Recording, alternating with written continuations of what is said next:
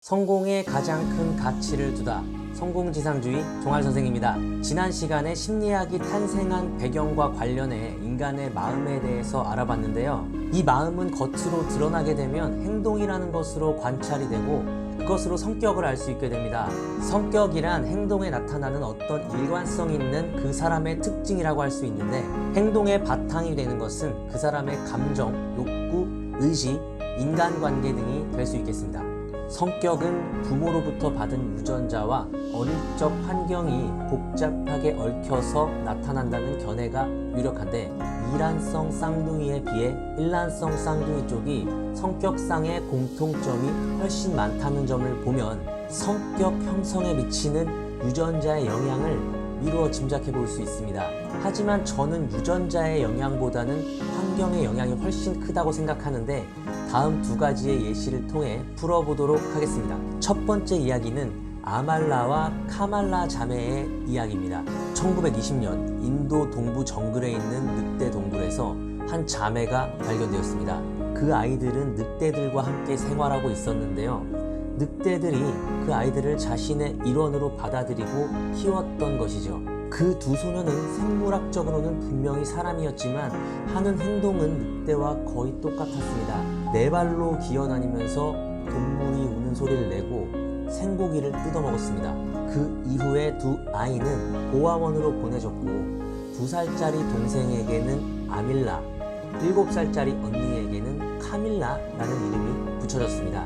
아밀라는 일어서거나 말하는 것을 거의 배우지 못하고 1년 만에 죽음을 맞이했고요. 카밀라는 9년 정도를 더 살면서 서서 걷고 30개 정도의 단어를 말하면서 익힌 음식도 좋아하게 됐지만 정서는 3살에서 4살 정도의 수준이었다고 합니다. 사람으로 태어났다고 해서 저절로 사람이 되는 것은 아니라는 것을 보여준 아주 좋은 사건이었습니다. 두 번째 이야기, 아베롱의 야생아 빅터의 얘기입니다.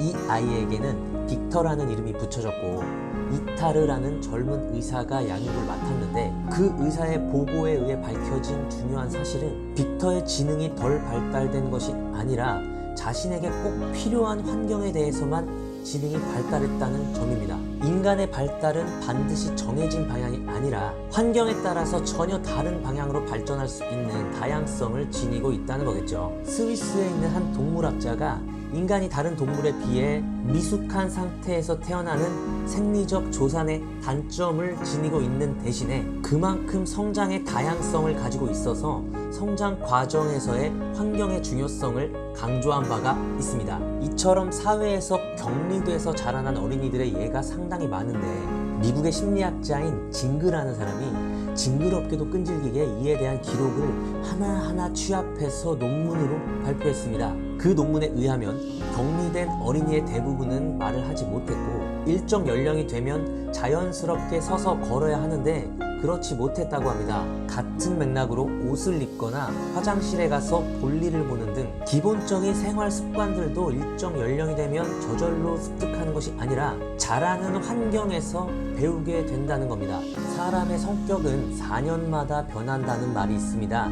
그만큼 주변 환경의 중요성을 깨닫게 해주는 말 같습니다. 내가 변하기를 원하는 성격이 있다면, 예를 들어서 내성적인 사람이 외향적으로 변하고 싶다면 모르는 사람이 많은 모임에 가서 먼저 인사를 건네보는 작은 노력으로 주변 환경을 조성해 보시는 건 어떨까요? 이런 아주 작은 노력들이 모여서 만족스러운 결과를 이끌어낼 수만 있다면 안 할 이유가 없겠죠. 성공은 밤낮 없이 거듭되었던 작고 작은 노력들이 한데 모인 것이다. 언제나 성공에 가장 큰 가치를 둡니다. 성공지상주의 종알선생이었습니다. 감사합니다.